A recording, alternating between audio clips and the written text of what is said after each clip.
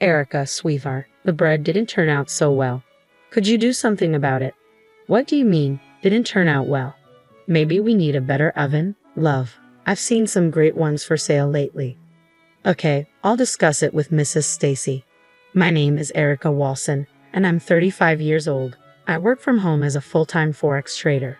I met my husband, Ethan, who's 2 years older than me, at our previous job. We were both employed at a small mail order business. Ethan in the pet food department and I in customer service for the cosmetic department. The job was challenging, often requiring us to stay late and catch the last train home. However, we always looked forward to our weekly drinks with the same group of coworkers after those long nights. Back then, we worked overtime day after day, finding little joy in life. Despite earning decent money, we had no time to spend it, and our only solace was our nightly drinking sessions. It was during these gatherings that my husband, who was part of our group, and I started dating. We got married 3 years ago. After we got married, I quit my job and stayed home for a while. During this time, I discovered Forex trading. I immersed myself in learning, buying several books, and gathering a wealth of information online. It was a challenging journey to become a Forex trader. I invested in a computer for trading, opened a trading account, and dedicated several months to studying Forex, practicing with demo trades, and trading small amounts of money. Eventually, I developed my own style and began earning consistently. However, my in-laws who live with us don't understand my job at all. Last year, my father-in-law retired. They were living on their own in public housing, and my husband, concerned about their financial situation, invited them to move into our 3-bedroom condo. I pay the rent for our condo. When I first started with Forex trading, my husband was still working, and we managed to get by. Once I began earning a steady income from Forex, I took over paying the rent and covering our living expenses. Dad, Mom, Erica is taking care of all our living expenses, so please feel at home, my husband said.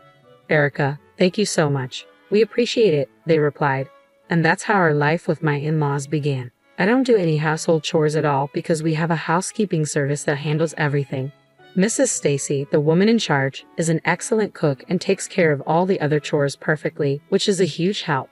This allows me to focus on studying Forex and sharing my earning strategies on blogs and other platforms instead of doing housework. However, my in-laws aren't happy with this arrangement. Initially, when they moved in, they were modest and grateful. But after 2 months, they started complaining. Why doesn't the daughter-in-law do any housework even though she's at home? Is it really a job to just sit in front of the computer all day? Forex is just gambling. Of course, they don't say these things directly to me, but I can tell they're nagging my husband about it. Since he no longer has to pay rent or cover living expenses, he spends his entire salary on himself, and his attire has become quite flashy. He always wears custom-made suits, brand-name shoes, and designer bags. He's always loved fashion, and now he seems quite satisfied being able to indulge in it. He used to act as a buffer against my in-laws' complaints, but recently, that has changed. You're always glued to your computer. You don't wear makeup and you only wear sweatpants. Isn't that terrible? He said one day. Wait, what do you mean it's terrible? Do I need to dress up and put on makeup just to be at home? I replied. You might be okay with it.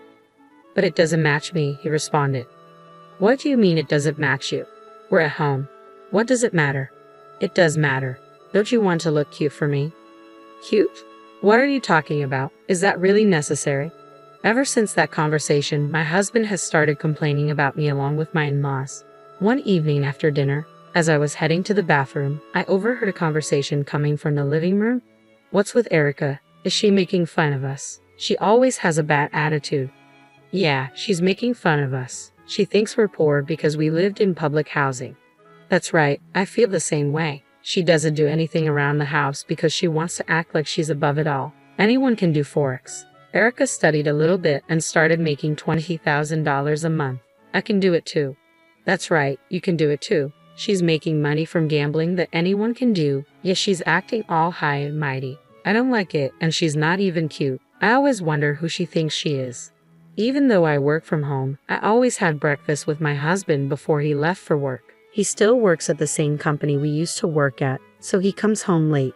We both cherished our breakfast time together as our time, but he started avoiding it, saying, I'll eat breakfast on the way. I'm good leaving without eating. My mother-in-law sneered at my husband's behavior. Yeah, Ethan must be getting tired of a woman who doesn't fulfill her duties as a wife. It's only natural. Duties of the wife. Isn't it enough that Mrs. Stacy is managing all the household chores flawlessly? Talking about traditional wife duties seems outdated. Outdated. We hold on to old-fashioned customs. I received plenty of scolding from my mother-in-law too. What do you mean by scolded? As long as the housework is taken care of, isn't that sufficient? I'm the one covering the expenses. Expenses? Do you think I'll stay silent if you bring up money for a few living expenses? My mother-in-law, who had been living without the burden of covering living expenses, seemed to be using money to socialize with others her age in our apartment building. I noticed her purchasing and flaunting expensive brand name bags multiple times. Similarly, my father-in-law was investing his entire pension into his golf hobby. I even spotted a new set of golf clubs in our hallway. Meanwhile, I was the one footing the bill for rent and all other living expenses. I couldn't fathom what these people were up to. With my in-laws having nowhere else to go, I had no choice but to endure it. About a month after Ethan stopped having breakfast with me, his business trips became more frequent. He claimed to be involved in a new business venture, considering importing LEDs from Korea, which led to a significant increase in his trips there. He mentioned another trip scheduled for the upcoming weekend. During one of Ethan's absences, I decided to have lunch with my friend Lily at a nice Italian restaurant we had previously visited with Ethan.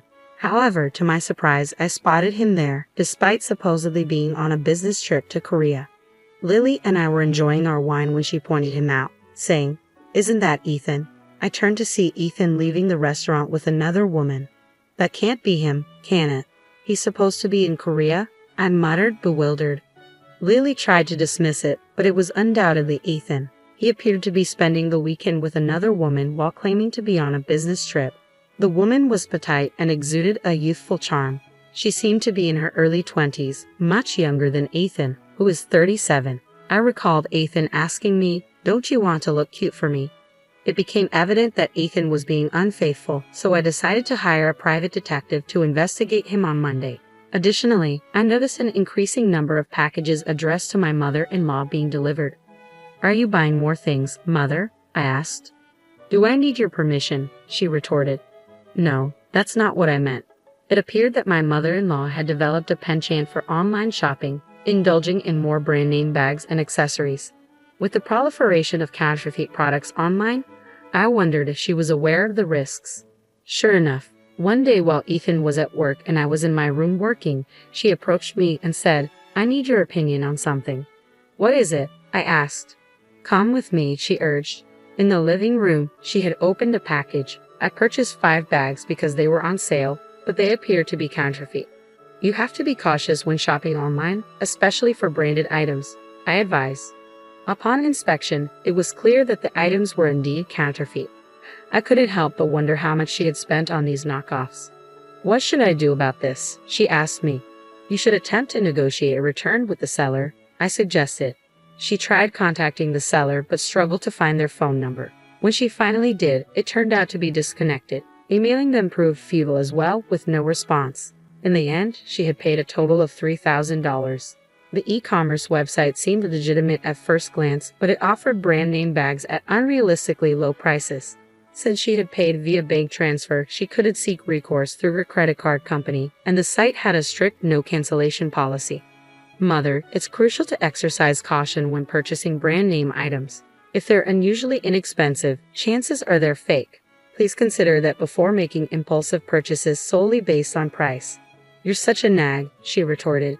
Feeling futile in the conversation, I retreated to my room to resume my work. However, on Sunday after dinner, my father-in-law unexpectedly confronted me about my involvement in Forex.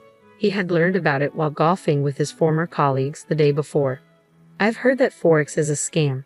Are you deceiving people to earn money, Erica?" "What?" I exclaimed, taken aback. "I've heard they lure you in, saying, 'Want to make easy money with Forex? We guarantee you won't lose,' and then trick you into investing. Your Forex activities must be a scam too," my father-in-law accused.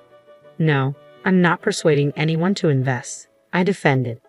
"You think you can deceive me just because I'm not tech-savvy?" he challenged.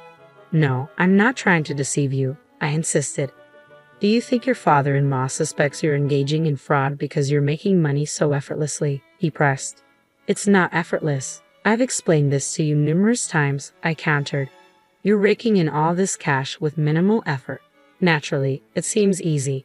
Meanwhile, I'm toiling away at the company, striving to develop new ventures, he lamented. What? Are you suggesting I give up Forex? If I do that, how will we afford anything? We won't be able to cover the rent, I protested. I can cover the rent, at least, my husband interjected. They failed to realize that our entire lifestyle here is sustained by my earnings as a full-time Forex trader. Yet my in-laws and husband persist with their opinions. The following day, the results of the infidelity investigation I had commissioned for my husband arrived. As expected, he was guilty. He had been having an affair with a woman 12 years his junior, aged 25. She was a colleague who joined the company after I resigned, so I didn't recognize her. However, it seemed he had indeed traveled to South Korea for business on several occasions. I spent the next few days grappling with the investigation's outcome. How should I confront this? It's inevitably leading to divorce. That evening, after Stacy from the housekeeping service had prepared dinner and departed, my mother-in-law broke the tense silence. Erica, after discussing it with Ethan and your father-in-law, we've come to a decision. We're not comfortable with you being here. We want to live as a family, just us. Please leave, she stated firmly. My husband hadn't returned from work yet. We don't want to rely on money earned through deceitful means. Your attitude, acting as if you know everything, is not appreciated. This decision was made after a thorough discussion with Ethan. Erica, we need you to go, she reiterated. I felt an unexpected sense of relief. All right, I replied calmly. The absence of my husband at that moment made it clear that any remaining feelings for me had long dissipated. It dawned on me that I had never been obligated to care for these individuals in the first place. That day, I packed my belongings and relocated to a hotel temporarily. Shortly after, I initiated divorce proceedings upon uncovering my husband's infidelity.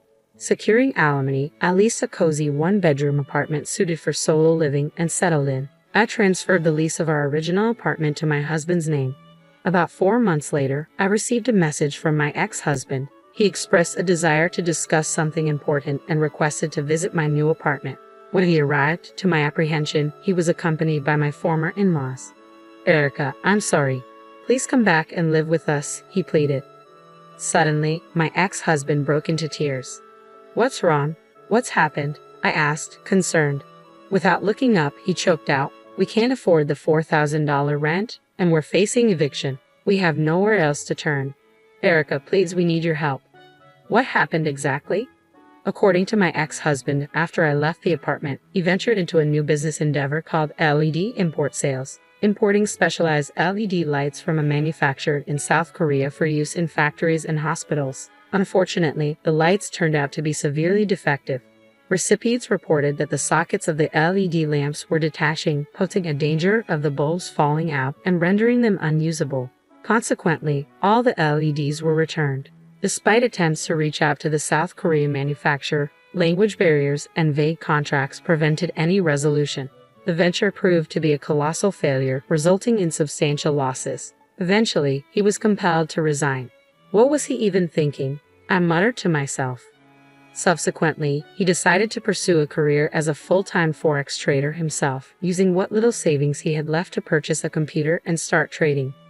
However, lacking proper education and experience, he made a significant trade that ended in disaster, swiftly depleting his savings. Meanwhile, my ex-father-in-law attempted to invest his remaining savings in the stock market to augment his funds. Unfortunately, due to poor timing, his efforts ended in failure. With their finances in shambles, they found themselves unable to afford rent or secure alternative accommodations, leading them to come to me, kneeling in desperation. But we're already divorced, aren't we? I reminded them. Yes, we are. But please, we need your help. I'm begging you, my ex-husband pleaded.